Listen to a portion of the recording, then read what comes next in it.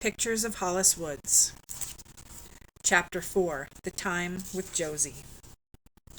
"Company's coming," Josie said.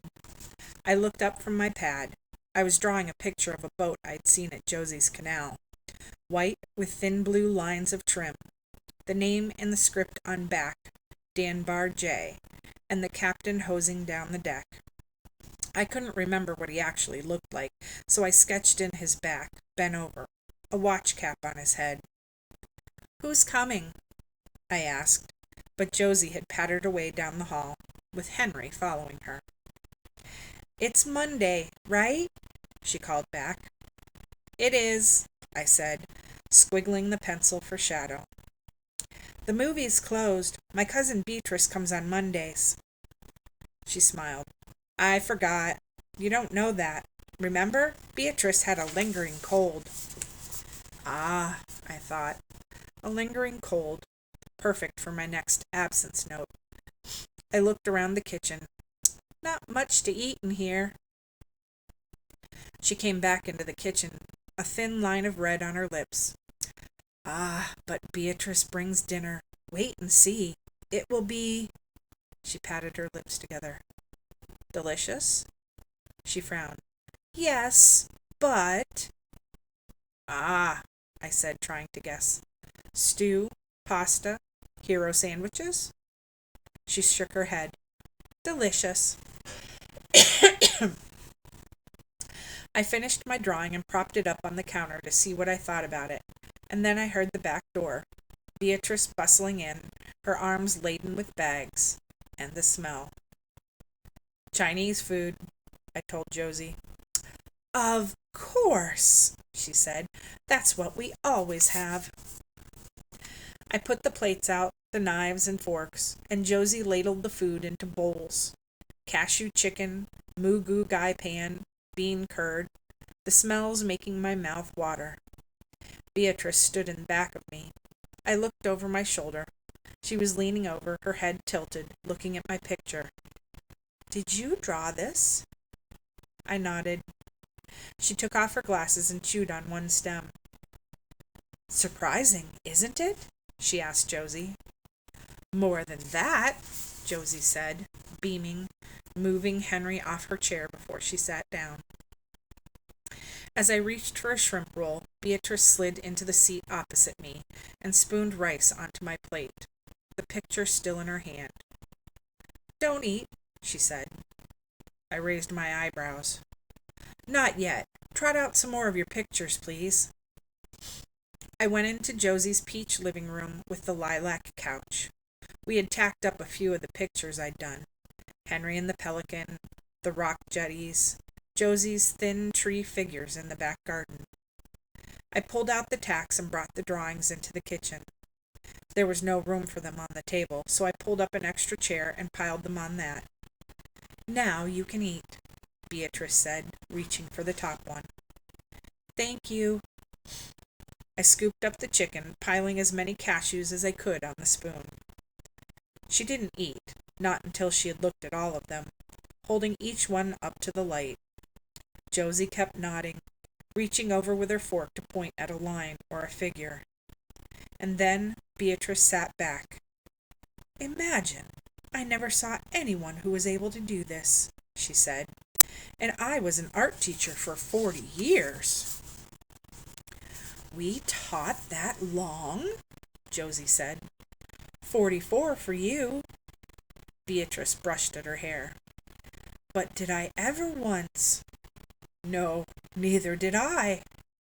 Josie smiled at me, reaching across to touch my wrist with one hand. Beatrice took a forkful of food, eating absently, staring at me the whole time. We worked with all those kids who didn't have any concept of perspective, or even if they had that, the composition was all wrong. If only you'd been in one of those classes, Hollis." She shook her head, then smiled at Josie. "Never mind, she's here now." I couldn't swallow what was in my mouth. It was there in a lump, almost as large as the lump in my throat. "Thank you," I managed to say.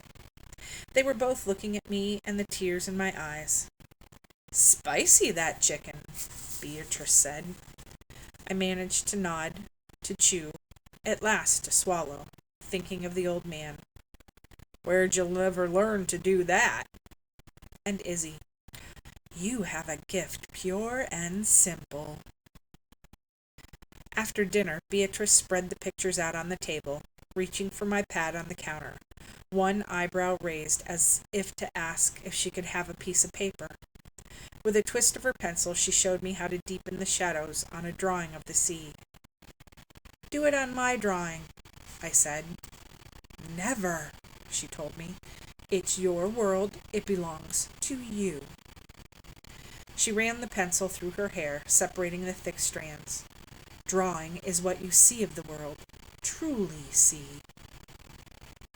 Yes, maybe, I said, not sure what she meant. And sometimes what you see is so deep in your head, you're not even sure of what you're seeing. But when it's down there on paper and you look at it, really look at it, you'll see the way things are. I frowned. Look at a picture one way and you'll see one thing, she said. Look at it again and you might see something else. That's what the old man said. I shook my head. A friend of mine said once. Ah, yes, Beatrice said, sketching in an eye, bushy eyebrows, sharp lashes as she spoke. But that's the world, isn't it? You have to keep looking to find the truth. She ran one pinky finger over the eyebrow, the pencil smeared just enough to curve it upward, almost like a question mark. The other pinky softened the lashes. I watched her, fascinated. And something else, she said. You, the artist, can't hide from the world, because you're putting yourself down there, too. I'm not hiding, I said, my eyes sliding away from her. She laughed. Good thing, because your soul is right there in front of you. She pointed to the sketch I had drawn of Josie in her scarf. You see, it's what you think of her.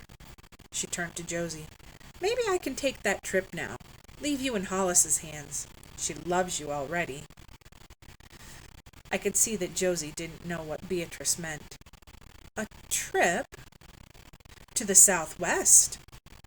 Josie nodded then. Ah, yes, adobe houses, desert, flat rocks everywhere. I'll paint them all, Beatrice said. I looked from one to the other.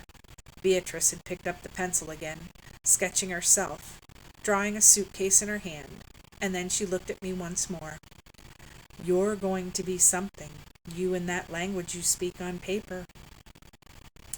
She drew her other hand waving. I love what you have to say, Hollis Woods. I sat there, hardly breathing. You have that, she said.